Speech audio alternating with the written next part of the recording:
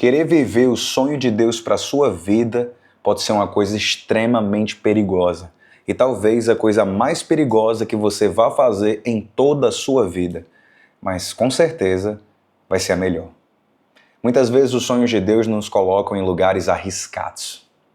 Lugares onde a gente vai ficar desesperado, onde a gente não vai entender o processo, onde a gente não vai saber por que estamos naquele lugar e por que estamos passando por aquilo. Porém, quando aquele sonho se realizar, a gente vai olhar para trás e dizer, poxa, valeu muito a pena. Deus fez exatamente como Ele disse que ia fazer e a sensação do meu coração é, poxa, eu passaria por tudo de novo para chegar aonde eu cheguei. Talvez você esteja na primeira etapa, na etapa onde querer viver o sonho lhe custe tudo. Querer sonhar o que Deus planejou para você, porque a Bíblia diz que os planos do Senhor são altos, os pensamentos do Senhor são melhores, que os sonhos do Senhor a seu respeito são grandiosos, tremendos. Isso enche meu coração de esperança. Mas acompanhado desse sonho também vem muitas batalhas, muito fardo. Muitas vezes Deus não fala pra gente as batalhas que vamos enfrentar ao nos chamar, mas a visão que nós tivemos no dia que Ele nos chamou, no dia que Ele nos fez sonhar, no dia que Ele nos prometeu, é o que nos mantém de pé todos os dias. Pastor Gabriel, do que é que você está falando? Eu estou falando de José. Hoje o nosso comentário é do capítulo 36 e do capítulo 37. O capítulo 36 fala somente acerca de Gênesis, né? Você está ligado que a gente está comentando Gênesis.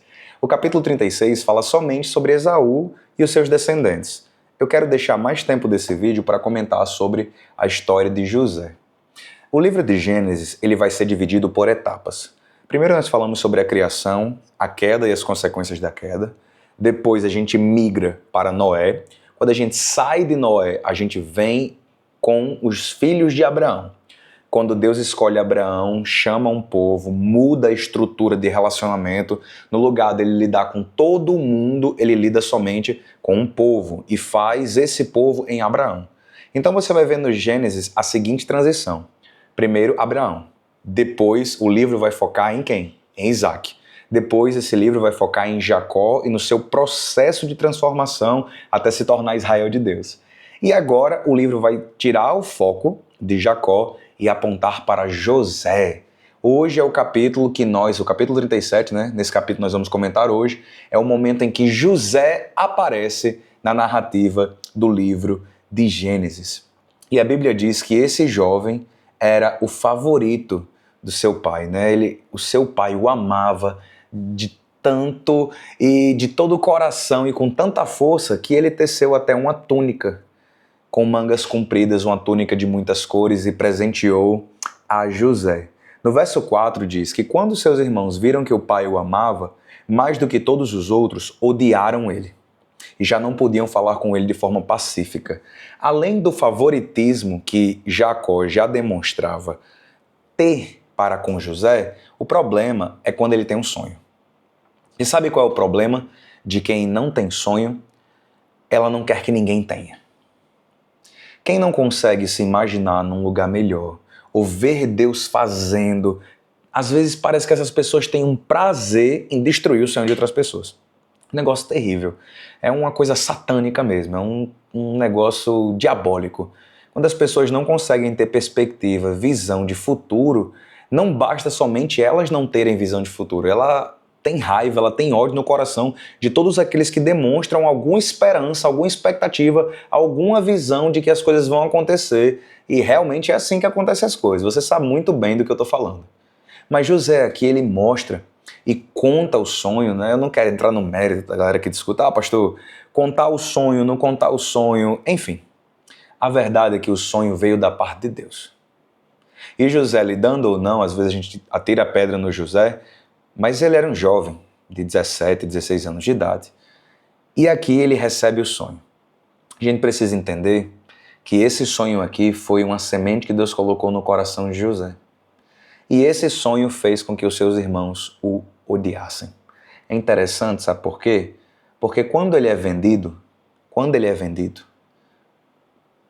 para ser escravo lá no Egito, eu gosto do versículo que diz assim, olha só, quando a Bíblia vai contar a história de quando os irmãos veem José. Está no capítulo 37, lá no verso de número 19.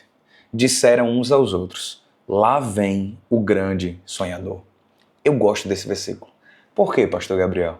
Porque gente que tem sonho, você vê de longe. Eu sou líder de jovens na minha igreja. Além de ser pastor da Igreja Pão da Vida, hoje eu lidero os jovens da Nova Juventude Pão da Vida. E você sabe uma coisa que me preocupa de verdade? Isso é uma dor do meu coração. Quando eu vejo na juventude de hoje a apatia. A apatia é um estado que a sociedade hoje vive. O que é a apatia, pastor Gabriel?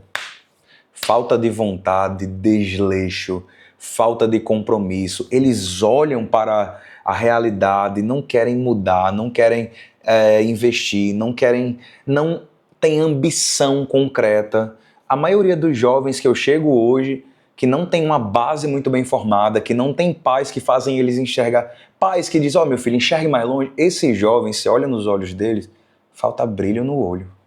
Eles não conseguem se imaginar daqui a 5, daqui a 10, daqui a 15 anos, ou pelo menos desejar algo, ter sonho, uma visão profunda da realidade. O que você vai fazer? É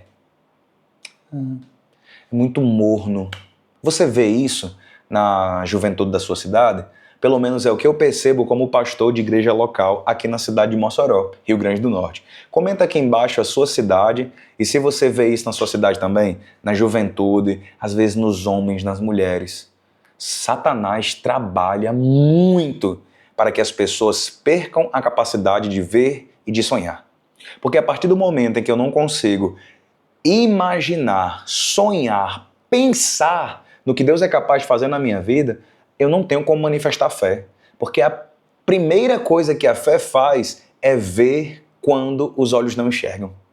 É enxergar quando os olhos não podem ver. A primeira coisa que a fé faz é enxergar quando os olhos não podem ver. E muitas vezes o maior inimigo da sua visão, dos seus sonhos, é a sua vista. Guarde isso no seu coração. Muitas vezes o maior inimigo da sua visão é a sua vista. É o que você está vendo aqui e agora. Então eu vejo muita gente para uma realidade difícil e realmente não está fácil para ninguém, mas isso os impede de, poxa, mas lá na frente, como que será? Olha só, eu tenho isso daqui no meu coração. Eu olho para esse verso 19 e diz, Senhor, nos faz do teu povo, faz do teu povo, faz da nossa igreja uma igreja que sonha. Uma igreja que ainda sonha com a redenção do Brasil. Uma igreja que ainda sonha com avivamento. Uma igreja que ainda sonha com um derramar profundo do Espírito Santo. Com jovens que ainda sonham em ser pastores. Gente, de verdade. Quando eu aceitei Jesus e eu cresci na igreja, né? Aceitei Jesus com 9 anos de idade. Cresci praticamente na igreja. Eu via os jovens com ambição, um desejo de serem pastores, missionários, cantores, profetas, eles queriam poder de Deus. E infelizmente, quando eu olho para muitas pessoas dessa geração, para uma boa parte dessa geração, muitas vezes o inimigo está trabalhando de uma maneira tão sutil, de uma maneira tão simples, e ele vai roubando e roubando seus sonhos. Eu vou trabalhar para quê? Eu vou investir para quê? O que é que vai acontecer? Cara, isso é muito forte. De verdade. De verdade. Não existe nada que destrua mais o povo de Deus do que quando eles perdem a fé. Perde a fé, perde o sonho, perde a visão. Se eu não vejo que Cristo pode me curar, como é que eu grito? Filho de Davi, tem misericórdia de mim. O cego viu antes de enxergar, você sabe, né? Ele gritou e disse, esse homem pode me curar. Antes mesmo de receber vista, ele recebeu visão. E assim tem que ser o povo de Deus. Tem que crer. Deus revela os seus planos aos seus servos. Deus mostra. Deus diz, eu vou fazer de você uma grande nação, tu serás uma bênção. Deus chega para você e revela as maravilhas dele. Sua obrigação é crer. Então, quando eu olho para esse texto, eu digo, Senhor, nos faz grandes sonhadores. Não deixe que a gente perca aquele brilho do olho, sabe? Aquela fé que é palpável, aquela fé que é transformada em fogo ardente, aquela fé que é apaixonada, aquela fé que não esmorece. Essa é a fé que eu quero ter. Essa é a fé que eu oro para que você tenha. Eu sei que as batalhas de nossa vida são terríveis, são duras, são muitas vezes catastróficas, mas eu não quero perder o brilho no olhar. Eu não quero perder a esperança. Eu não quero perder a certeza de que o meu Redentor vive e que por fim se levantará em meu favor. Eu não quero perder a certeza de que eu sei que tudo podes e nenhum dos teus planos pode ser frustrado. Eu quero que você, ao assistir esse vídeo, pastor, ele sofreu muito por ter sonhos, mas gente, quem sonha sofre, mas quem sonha vive. Não vale a pena viver essa vida de verdade. Não vale a pena viver essa vida se não for para sonhar com os planos de Deus para essa vida e os planos de Deus para a próxima, sabe? Sem sonhar com a eternidade, sem sonhar com a sua casa restaurada, sem sonhar com um emprego bom, sem sonhar... Não vale a pena. Nós não fomos chamados para viver em apatia, viver em mornidão. O fervor de nossas orações é acompanhado com sonhos. É Deus que revela para você as grandes obras que Ele quer fazer na minha e na sua vida. Você está ligado, irmão? De verdade. Então, quando Ele diz, lá vem um grande sonhador, na hora que eu leio esse texto, toda a vida eu digo, sou eu, Senhor. Sou eu. Eu quero que o Senhor faça grandes coisas, eu quero que o Senhor realmente transforme a realidade, eu quero que o Senhor me ajude a ver aquilo que ninguém está vendo. É o que eu oro para que aconteça na sua vida. Vocês sabem o que acontece. Os irmãos vendem José para uma caravana de ismaelitas, né? Que estava indo para o Egito. E naquele momento, a gente percebe o seguinte, que Deus tem um plano perfeito para todas as coisas. Mesmo que os infortúnios dessa vida tenham colocado você numa situação complicada, como colocou José, mal sabe você que isso faz parte do plano divino. Mal sabe você que isso faz parte da realização da obra de Deus em sua vida. Como assim, pastor? Eles estavam levando José para perto do propósito. Estavam levando José, poxa, a gente está se livrando de um problema. Mal sabiam eles que estavam levando José para perto da realização do seu sonho. Quando você ama a Deus, quando você é fiel ao Senhor, não importa o mal que as pessoas queiram tentar fazer por você, Deus sempre vai transformar isso em bem. E não é clichê, não é frase de efeito, mas a palavra de Deus nos garante isso. Em Romanos capítulo 8, verso 28 diz, todas as coisas cooperam para o bem daqueles que amam a Deus e vivem segundo os seus propósitos. Quer uma palavra de Deus para a sua vida? Para você acordar e já aproveita e curte esse vídeo agora, não esqueça, que senão você vai esquecer no final. Curte esse vídeo agora. Quer uma palavra de Deus para você acordar? Vão lhe criticar de todo jeito. Você fazendo o certo, você fazendo o errado, você sonhando ou você não sonhando. Você vivendo ou você não vivendo. Lembra da história do velho, do burro e do menino? Havia um senhor muito velho, muito idoso, que estava passeando com o seu neto e estava puxando um burrinho. E puxava o burrinho com a rédea. Uma pessoa olhou e disse, poxa, esse senhor é muito burro. Ele está com o burrinho aí, ele podendo subir no burro e deixar a criança que tem saúde ir andando. Aí o senhor disse, é mesmo. O velho subiu em cima do burrinho e continuou a caminhada. Lá na frente, outra pessoa disse, poxa, que senhor malvado. Como que ele consegue deixar o neto dele caminhando no sol quente enquanto ele vai confortavelmente no burrinho? Ele disse, realmente faz sentido. Ele então desce do burrinho e coloca o neto lá. Lá na frente, uma pessoa olha e diz, poxa, esse senhor é muito burro. Por que que ele não sobe em cima do burro também? Esse burro consegue carregar e ele fica aí cansado. Então o senhor sobe em cima do burrinho e vai ele e o neto em cima do burrinho, caminhando. Lá na frente aparece uma pessoa que era protetora dos burros, defensora dos animais. E disse, poxa, que senhor malvado, como é que pode? Ele obriga o animal a carregar um fardo terrível desse. O senhor olha e diz, realmente esse burrinho está carregando muito peso. O idoso desce e vendo que a única solução que tinha era esta. Ele coloca o menino e o burro em suas costas. E lá vai agora o velho levando o burro em cima de si. Pastor, que história é essa? Olha como é que esse senhorzinho terminou. Terminou levando o burro e o menino nas costas. Quem liga para a opinião dos outros vai terminar levando o burro nas costas. Pastor, não estou entendendo nada. Sonhe. Ore a Deus. Peça para Deus te revelar o que Ele quer fazer na sua vida e vá, meu irmão.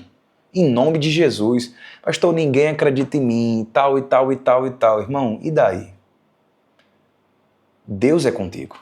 Os irmãos de Jesus o rejeitaram. Os irmãos de Davi o rejeitaram. Os irmãos de José o rejeitaram. Não precisa de validação lateral, não. Creia que Deus te chamou. Creia que Deus te escolheu. E viva o melhor de Deus para a sua vida. O desejo sincero do meu coração é que nesse ano de 2026 você viva os planos de Deus a seu respeito.